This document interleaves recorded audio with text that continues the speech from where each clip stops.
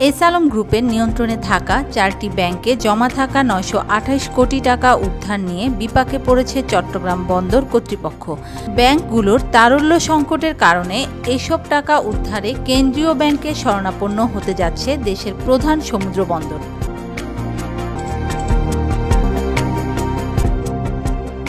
সূত্র জানায়, সোশ্যাল ইসলামী ব্যাংকের চট্টগ্রামের 4টি শাখায় 212 কোটি, ফার্স্ট সিকিউরিটি ইসলামী ব্যাংকের 4 শাখায় 190 কোটি, গ্লোবাল ইসলামী ব্যাংকের 2টি শাখায় 115 কোটি এবং ইউনিয়ন ব্যাংকের 11টি শাখায় 411 কোটি টাকা ফিক্সড ডিপোজিট রেখেছিল বন্দর কর্তৃপক্ষ।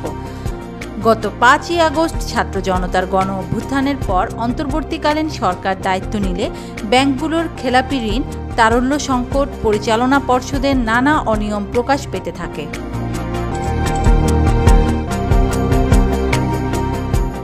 এতে উদ্বেগ বাড়ে চট্টগ্রাম বন্দর কর্তৃপক্ষের।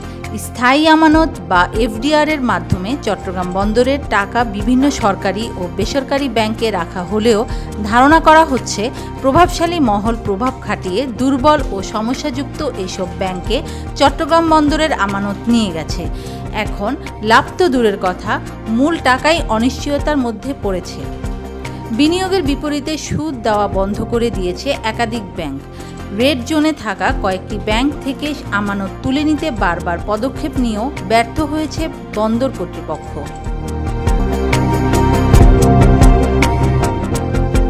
এ অবস্থায় বন্দর ব্যবহারকারীদের কাছ থেকে 9টি ব্যাংকের পে অর্ডার, চেক ও ব্যাংক গ্যারান্টি নেবে না জানিয়ে দিয়েছে চট্টগ্রাম বন্দর কর্তৃপক্ষ। চট্টগ্রাম বন্দরের প্রধান অর্থ ও হিসাবরক্ষক কর্মকর্তা মোহাম্মদ আব্দুস শাকুরের সই করা একটি চিঠিতে বন্দরের সব বিভাগীয় প্রধানকে বিষয়টি জানানো হয়েছে।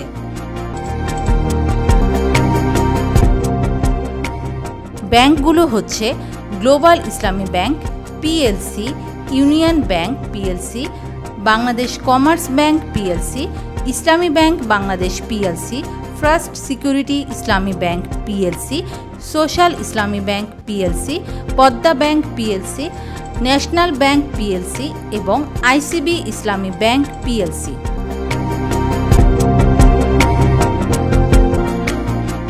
চিঠিতে পরবর্তী নির্দেশ না দেওয়া পর্যন্ত চট্টগ্রাম বন্দরের সব বিভাগের কার্যক্রমে ব্যাংকগুলোর ইস্যু করা সব ধরনের pay order, cheque, bank guarantee গ্রহণ থেকে বিরত থাকতে অনুরোধ জানানো হয়েছে।